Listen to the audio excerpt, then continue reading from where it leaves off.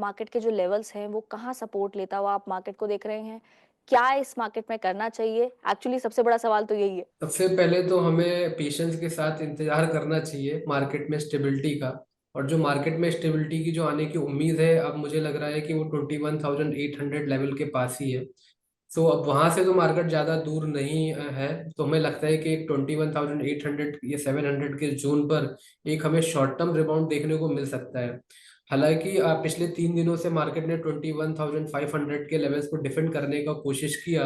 पर आज हमें वहां पे भी गैप डाउन देखने को मिला है और वहां से भी हमें शार्प सेलिंग देखने को मिल रही है। और 21,700 के लेवल्स पे ही मार्केट ने फॉलिंग वेज का ब्रेकडाउन दे दिया था।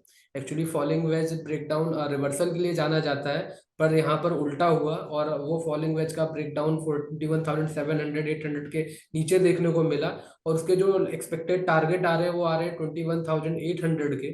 और ये जो 21,800 का लेवल क्रूशियल है, क्योंकि अगर हम यहाँ पर एक हम बेरिश या हम बोल सकते हैं बुलिश एबीसीडी का हार्मोनिक पैटर्न भी देख रहे हैं। तो अभी जब मार्केट में एक शॉर्ट टर्म रिबाउंड आया था तो वहां से मार्केट 23,850 के लेवल पे गया था। तो वो जो अपनी प्रायर अपवर्ड रैली का 50% रिट्रेसमेंट हुआ था, फिर हमें वहां से सीधा करेक्शन देखने को मिल रहा है।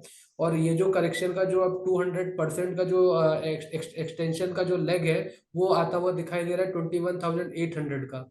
और यहीं पर हम ऐसे पिछले प्रायर अपवर्ड मूव देखें, जब मार्च 2020 का जो एक लो है, वहां से अगर हम फिबोनाची रिट्रेसमेंट ड्रॉ करते हैं, जो हमारा जो अभी रिसेंट लाइफ टाइम हाई था 26,266 का, वहां तक अगर हम फिबोनाची रिट्रेसमेंट बनाते हैं तो 21,700 से लेकर 21,800 के जोन पर ही 61.8 रिट्रेसमेंट भी आ रहा है, जो कि एक गोल्डन रेशो भी है। तो यहाँ पर ऐसे इसी लेवल पे ऐसे तीन हमारे रैशनले हैं जहां से हमें लगता है कि मार्केट में एक शॉर्ट टर्म रिबाउंड देखने को मिल सकता है आने वाले समय में।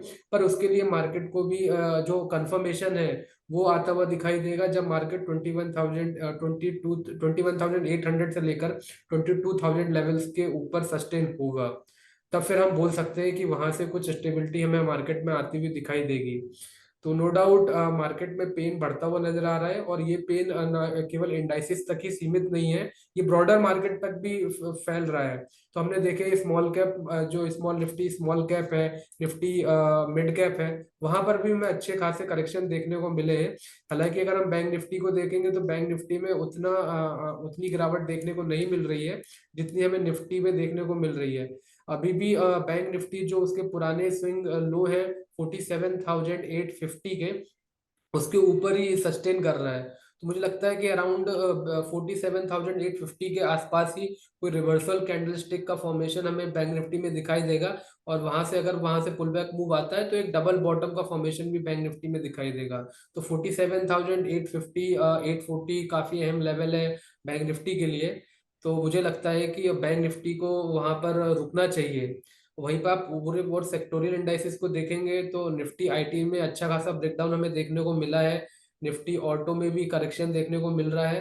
पर अभी भी ऐसे दो सेक्टर हैं जहां पर थोड़ी सी स्टेबिलिटी बनी हुई है, वो है निफ्टी फाइनेंशियल और निफ्टी प्राइवेट बैंक्स।